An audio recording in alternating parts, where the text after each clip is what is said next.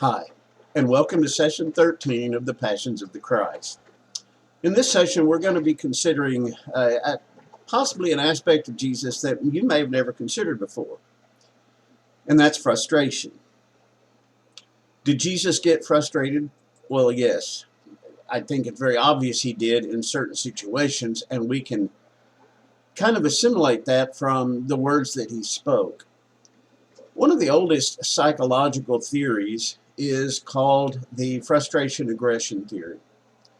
According to this theory, people become aggressive or increasingly aggressive as their goals become more and more inhibited. In other words, when they try to achieve something and there are frustrations thrown in their way, they tend to become more aggressive. This was one of the earlier psychological theories based in criminology, just trying to figure out why is it people commit crimes? Why do they get to the point of being so aggressive to actually harm or to kill someone?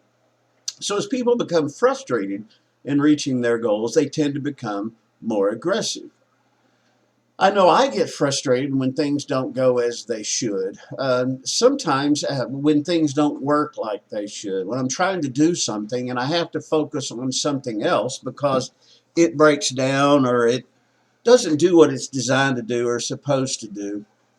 And I kind of have a tendency to assume that things are going to do what they're supposed to do. In a real world, that's not always the case. And I think in a real world, one should build into their expectations the possibility that things might fail. I know that in the past sometimes when my son or daughter would not be doing what they were supposed to do, saying school or work or things like that, if I had to go to their school and visit with a teacher, one of the things that I would share with my kids is, I need you to take care of your business so that I can take care of my business. Because when you don't take care of your business, then I have to leave my business and I have to concern myself with ensuring that you take care of your business. If you would take care of your business, then I would be relieved of that burden. Now, I think that's realistic with certain aspects of things that people are called upon to do, children are called upon to do that are well within their expectations. But sometimes it's unrealistic to expect for kids to always take care of business. It's unreasonable for me to believe that I'm always going to take care of business or that you might, etc. So there's frustration goes with a presupposition that certain things are going to take place or need to take place or should have already taken place.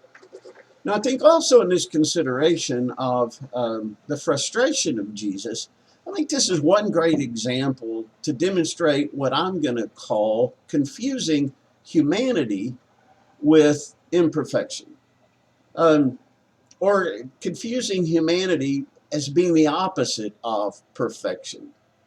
I think when we consider Jesus, one of the reasons that we don't consider him to be human and therefore we have trouble with relating to him is because we don't allow him to have the challenges that humans do that have nothing to do with perfection, because they have nothing to do with actually doing something wrong. Case in point, we're talking about Jesus being frustrated. Now, I think it's easy for us to define frustration in a way that, well, Jesus should never be frustrated because that's a bad thing. Well, actually, it's not. It's very much a human thing. That can lead to bad things. But sometimes we confuse something being negative with being wrong. So we make being human and perfect polarized and totally incompatible. And I think that leads us to not only a misunderstanding of Jesus, but it leads us to the challenge of, can he really relate to me because I have these imperfections? And often what you mean by imperfections are not things that you do wrong. They're just part of being a human, like getting frustrated. Now, I want to define a couple of terms here as we talk about frustration. There's the verb in which, as we've talked about, when you set a goal and there are obstacles placed in your goal, you're being frustrated. If I put obstacles in your goal, I'm frustrating you from achieving your goal. Now, that doesn't talk about your attitude or anything like that. It just talks about the very fact that I am imposing things that either prevent you or slow you down. I am frustrating you. I'm frustrating you as you're trying to do something, or I'm frustrating your attempt to achieve your goal. Now, when we talk about being frustrated, we're talking about an attitude that we have, an increasing kind of concern because I'm trying to do something, I can't get it done, it's not working out, or it's not timely, those kinds of things. And those frustrations can express themselves in a lot of different ways, not the least of which is becoming aggressive, becoming angry, becoming frustrated, those kinds of things. But if we see negative emotions as imperfect, and we see anything imperfect as being wrong, then we're creating this bind of not allowing Jesus to really be human in our minds. Now, as we've mentioned before, I think he was very much human. I think human to a point that we can't even relate to, because I think his humanity went deeper than ours did, just because his ability and his senses and his perceptions go deeper than ours. So we see negative emotions as imperfect, but they're not necessarily wrong. They're human. So I'm not saying at all that it would be imperfect to be frustrated. I'm saying that it goes along with maybe our definition of something that's bad. Oh, he shouldn't get frustrated. Well, maybe in that situation he should, because all that's saying is a growing concern over the fact that I'm trying to achieve my goals, and there are things that are frustrating me, things that are frustrating my attempts to achieve those goals. See, it kind of goes along with questions that I think we have of Jesus. Did he make mistakes as a child? Did he ever mess a diaper? Well, I think we would all agree, yes, he was an infant. I mean, he soiled diapers, things like that. But you see, those are bad. We don't like that. That's not a good thing. Therefore, Jesus wouldn't do that because Jesus was perfect. Well, there's nothing in soiling a diaper that goes along with imperfection. In fact, it's a very natural process. Do you think Jesus as a child ever had to be corrected by his parents? Well, sure, doesn't every child?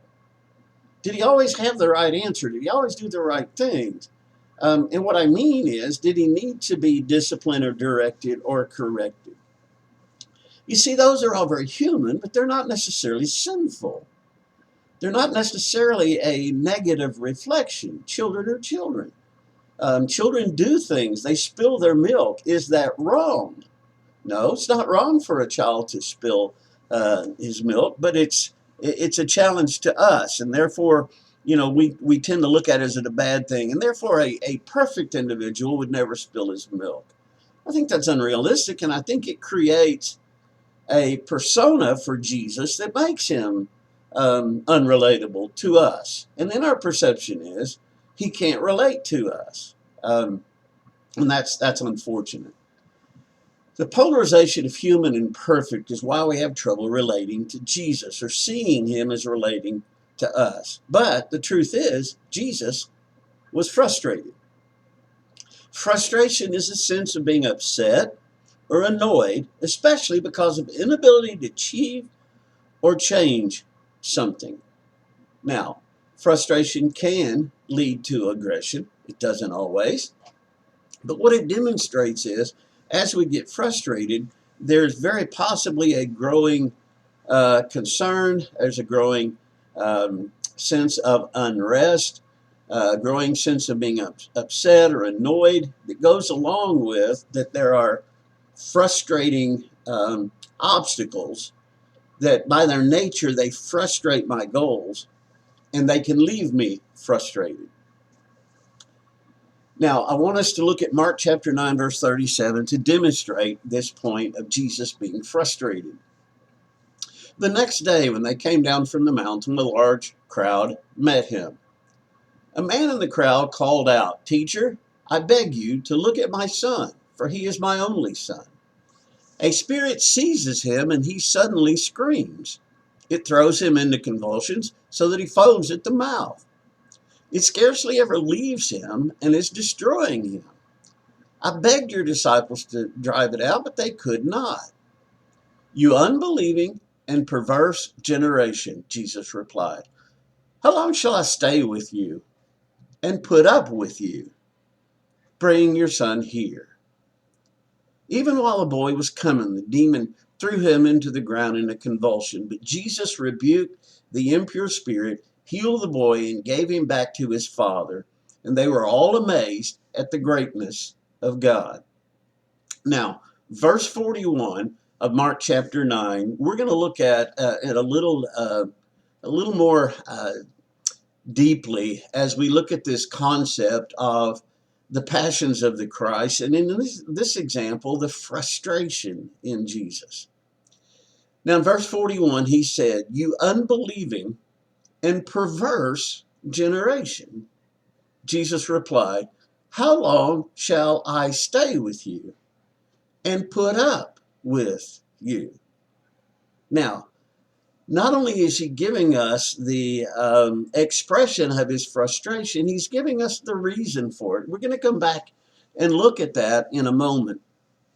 But first, I want us to look at the kind of the context for this, the foundation, what went on before. And we're going to take this, we're going to go backward in Scripture. We're going to start where we were with this man coming to Jesus and saying, I really want you to take a look at my son. And we're going to back off from that. So, whereas before we began in verse 37, now I want us to back up and look at verse 14. When they came to the other disciples, they saw a large crowd around them and the teachers of the law arguing with them. As soon as all the people saw Jesus, they were overwhelmed with wonder and ran to greet him. What are you arguing with them about? He asked. A man in the crowd answered, Teacher, I brought you my son, who is possessed by a spirit that has robbed him of speech. All right. Now, what we see here is there are disciples who are left with the large crowd. They have gotten into an argument. Now, Jesus walks up into this argument and he asks them, what are you guys arguing about? Now, let's back up a little bit. In verse 28, about 8 days after Jesus said this, he took Peter and John and James with him and went up onto a mountain to pray. And he was praying, the presence of his face changed, and his clothes became bright as a flash of lightning. 2 men, Moses and Elijah, appeared in glorious splendor talking with Jesus. They spoke about his departure, which he was about to bring to fulfillment at Jerusalem. Peter and his companions were very sleepy. But when they became fully awake, they saw his glory and the 2 men standing with him. As the men were leaving Jesus, Peter said to him, Master, it is good for us to be here. Let us put up 3 shelters, one for you, one for Moses, one for Elijah. He did not know what he was saying. While he was speaking, a cloud appeared and covered them, and they were afraid, and they entered the cloud. A voice came from the cloud saying, This is my son whom I've chosen, listen to him. When the voice had spoken, they found that Jesus was alone. The disciples kept this to themselves and did not tell anyone at the time what they had seen. All right, it's this situation, this transfiguration, that Jesus, and he had taken Peter and John with him, and he'd gone up to this experience. Now, I want you to notice that Moses and Elijah were talking with him, and they spoke about his departure, which he was about to bring to fulfillment at Jerusalem. So Moses and Elijah are talking to him about his departing. And Peter and John see this. So this is the immediate context to this frustration that we're looking at. Jesus went from this transfiguration where he's talking with Moses and Elijah in the presence of Peter and John.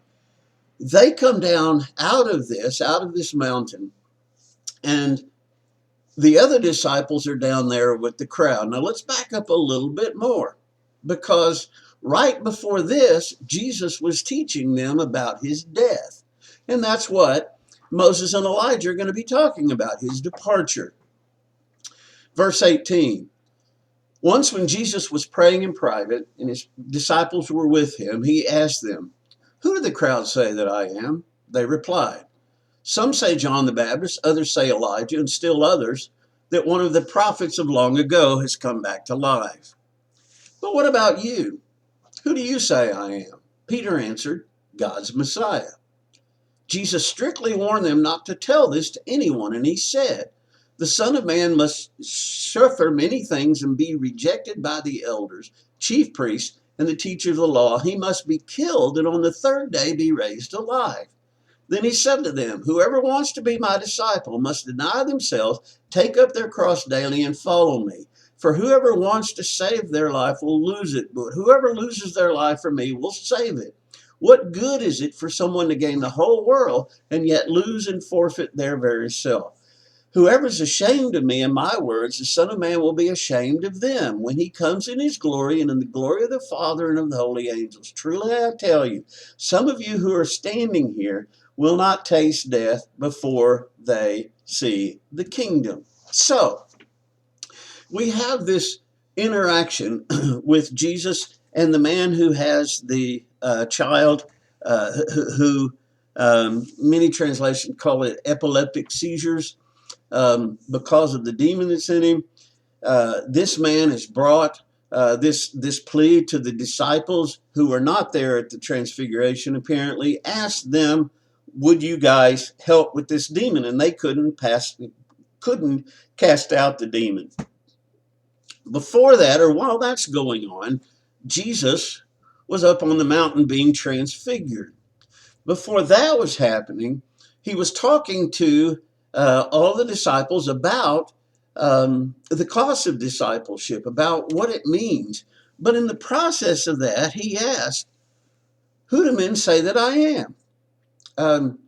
What is the perception of the people of who I am and why I'm here?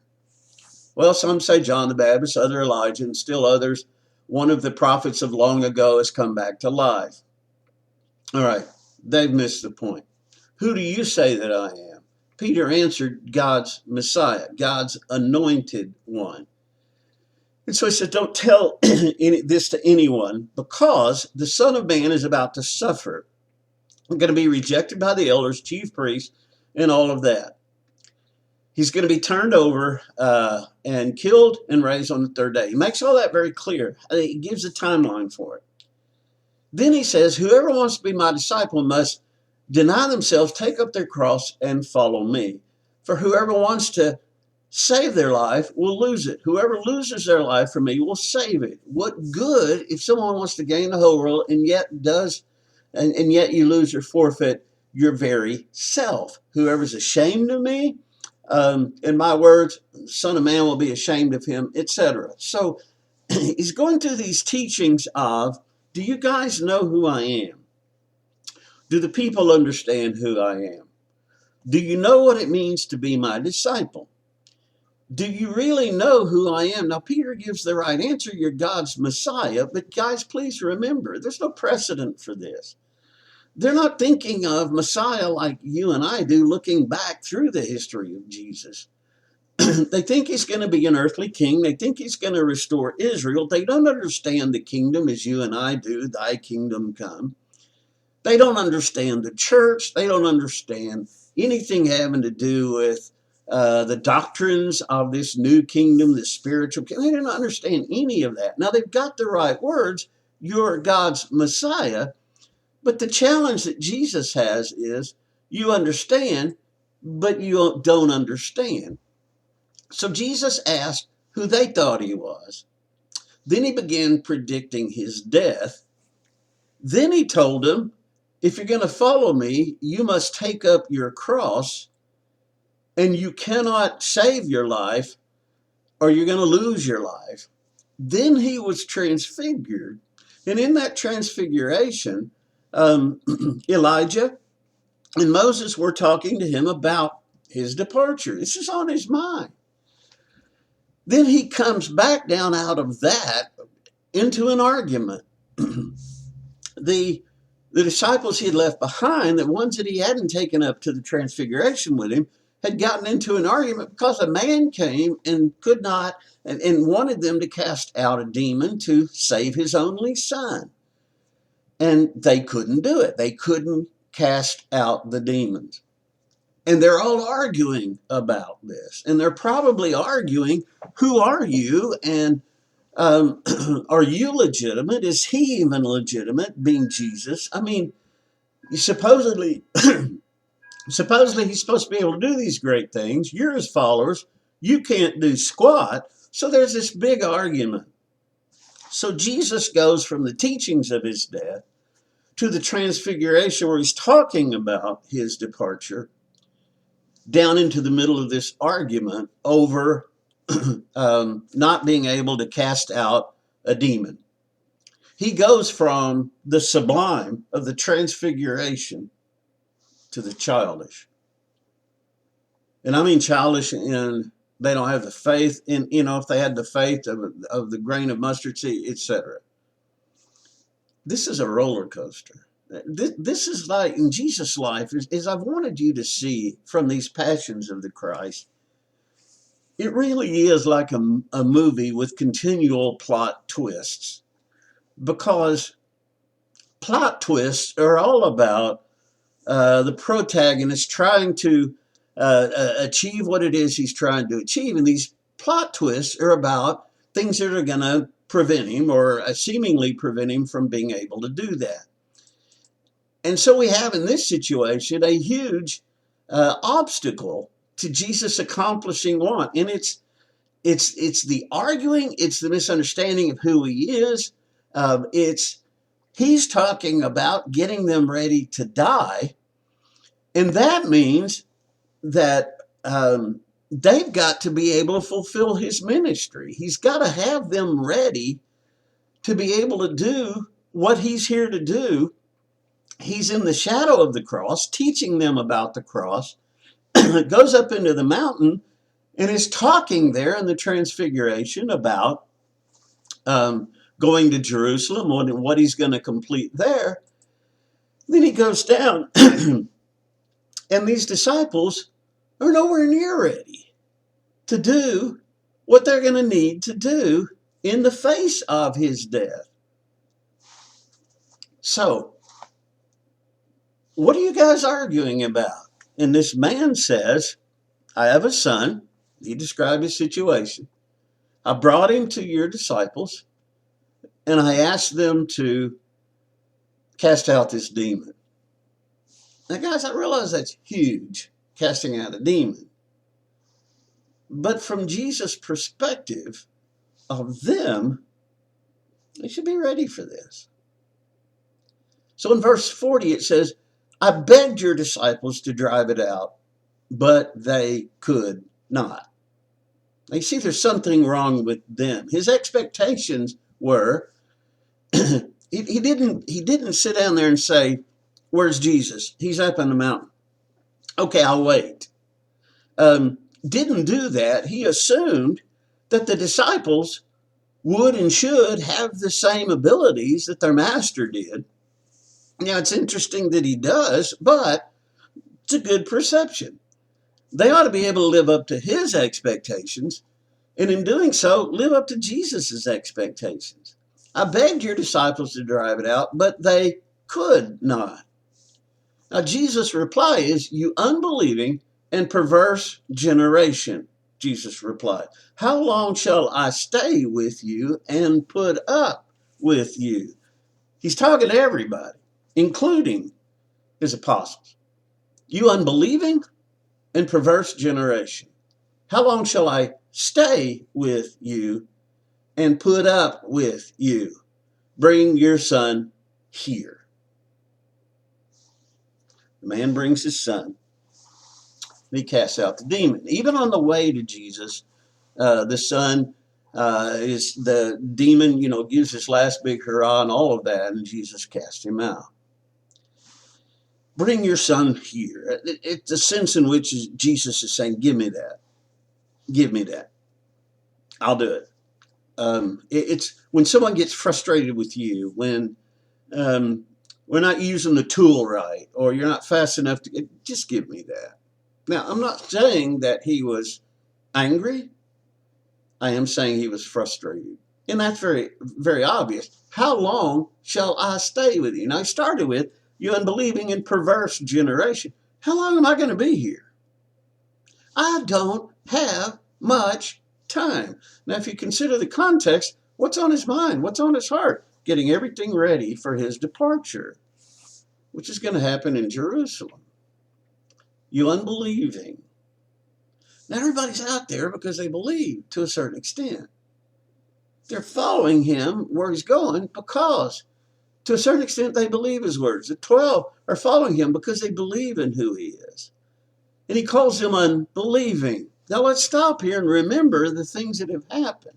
There have been people, now Gentiles mostly, but there have been people who have shown synthesized faith. They have shown, if you can do this, you can do anything. If I can just touch the hem of your garment, all you have to say is for my servant to be healed, and miles away it'll take place. And Jesus' response was, I haven't seen this kind of faith in Israel, but the precedent has been set. We've been going through the book looking at these things. The precedent was set that Jesus can do anything. And so he calls them unbelieving. Yes, the synthesized faith of those people was far-reaching, but once somebody believes far-reaching and then Jesus fulfills that faith, then it's not faith anymore. I know you can heal I know that you can heal someone without even knowing it if they touch the hem of your garment. I know that you can calm the winds and the waves because we've seen that. In casting out a demon, haven't we seen that? You unbelieving, that's relative, and perverse. What's a strong word? In the root of that, it means twisted. You take something that's good and you twist it. It becomes perverted. It becomes something that it's not supposed to be, etc. And this is a unbelieving and a perversion of faith, if you will. You're unbelieving and misfaithful, misbelieving. You put belief in the wrong things, etc. How long will I stay with you? And how long am I going to put up with you? Those are stern words. But time's running out. How long shall I put up with you? You're trying my patience. You're frustrating me. And I submit to you, Jesus was very frustrated because he's trying to reach a goal. They have to fulfill his ministry. He's got to fulfill his ministry. And the main part of his ministry on earth, outside of the death, burial, and resurrection, was preparing the 12. Yes, it was teaching to anybody he came in contact with, but they're the ones. They're going to be the foundation of the church. They're going to be his emissaries to the world. They're going to receive directly the Great Commission to go into the world. They're going to fulfill the ministry that he really begins at Calvary. They've got to be ready. He's got to get them ready. Time is short. Casting out demons is a big deal to them. And guys, we understand that it is. But what they don't share in is his paradigm that really is easily done because of the power of God. Guys, sometimes when our paradigm's not the same as God's, when our worldview's not the same, then little things become huge things. Huge things become monstrosities. When really, if you look at the context, they're not. Casting out demons, which sounds amazing, is really just the power of the Holy Spirit, not anything that is done by them. It's just believing the Holy Spirit can do that, and the Spirit will do that. They didn't share his paradigm. I have a good friend who's an evangelist, and he talked about going to his children's soccer games, and he talked about how frustrating it was to go to those soccer games because there would be hundreds of parents there, and hundreds of them would leave lost. They would come to the soccer game and they would leave just as lost. What have we done here? From his perspective, There's been 2 hours wasted in human lives, and all of these human lives, because they came to the game lost, and the majority of them are going to leave lost. Now, what he was doing at a soccer game when his kids were playing, he was trying to find somebody he could share the gospel with, so that when hundreds of them went home, at least one maybe would go home who was saved. You see, his perception, his paradigm was very different. He didn't look at a game as a game, as an opportunity for people to be saved. But more than that, when he looked at a stadium filled with people, it was lostness that he saw. You see, his paradigm was God's paradigm. I don't care if they're playing soccer. I care whether they're saved or lost. That's my mission. That's what Jesus is about. And their paradigm led to arguments about the legitimacy, their legitimacy to cast out demons, or whatever it was. You guys are acting like kids because you don't believe. You're perverting everything that I'm trying to do. You're twisting it. We're getting focused on the wrong things here. There's a time frame here. This is not going to keep going on indefinitely. And guys, I think we could draw some principles from that. So many of the things, so many of the goals that we have in this life are small when you compare to eternity, when you compare to that life is a vapor. And I think sometimes our paradigm, rather than looking at people, or are you white, black, are you Asian, are you African American, are you Caucasian, whatever, the bottom line really is, are you lost or saved? Because that's our mission.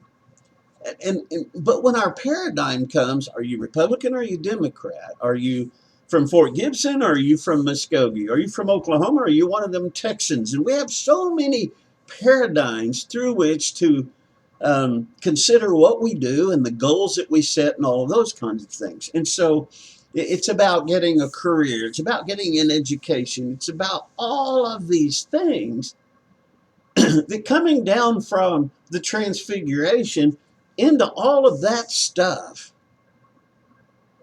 It really is from the sublime to the meaningless. Please understand how I mean what I'm telling you. What is God's goal? Well, Solomon made it clear. The whole of man is to love God, keep his commandments. That's it. As we know in Ecclesiastes, he tried everything. And he found out what? It was vanity. Everything else except obeying God and loving him, everything else was vanity. Now, guys, we're involved in vanity every day. Now, some of it we have to do. We've got to get up and got to dress and shower and take care of ourselves, and we've got to take care of our car so we can get to work. But we need to remember that that's vanity. Or we're going to frustrate the goals of God, and we're going to get frustrated on our own goals because our goals will become perverse, twisted. I'm trying to make my first million, or I'm trying to get my PhD. Is there anything wrong with that? No, unless that's what we invest in. Is it those things that determine who we are, or do those things just frustrate the goals that we're trying to achieve? It depends on the paradigm we have. It depends on the world view we have. What's God's? Fear God and keep his commandments. That's all there is. What is his time frame? Life's a vapor. Life's a vapor. Are we frustrating God? Are we frustrating Jesus? Or are we facilitating him? Do we have his paradigm? Do we look at the world the way he does? Do we see vanity for what it is? Or do we tell ourselves it's vanity and then pursue it, perverting not only our goals or his goals, but perverting our mission? Do we do that? What might distract us from achieving God's goals? What might frustrate us from achieving God's goals? How could we frustrate God from achieving his goal. Looking from God's perspective, God's paradigm, helps us understand what frustrates his goals. Looking at God's perspective, his paradigm, helps us to understand how we might frustrate his goals. Jesus was talking not just to the crowd, he was talking to his followers when he said, "You wicked and perverse generation, how long will I be with you? How long will I put up with you? You guys are frustrating me. You don't understand what I'm about. You're not looking at things the way I am. You're perverting life and its purpose and its meaning and its goals. And you're frustrating me. I've got to go to the cross. I've been telling you that. I've got to get you prepared. And you cannot just even believe enough to say the words, 'Demon, come out,' and let the Spirit do his thing." Guys, we're in trouble here unless something changes. We're in trouble here unless you take advantage of the time that I have with you and do what I'm leading you into doing. How long will I put up with you? Boy, it's a horrible, horrible concept for the master to be saying to the servants. I wonder sometimes when the Lord has said that to me and about me. Steve, how long am I going to put up with you? Because, brothers and sisters, sometimes I let my agenda dictate where I spend my time, where I set my goals, rather than looking at it from the transfiguration of Jesus. Here is someone who has been given a specific mission. I am to be his child, and I am to advance those things. Everything else is vanity. As long as I understand its vanity, I will treat it with the proper amount of respect and or disrespect that it deserves. And it will not frustrate me from my goals, which means I will not frustrate God, the Lord, Jesus, from his goals. Thank God for his patience. Thank God for his grace.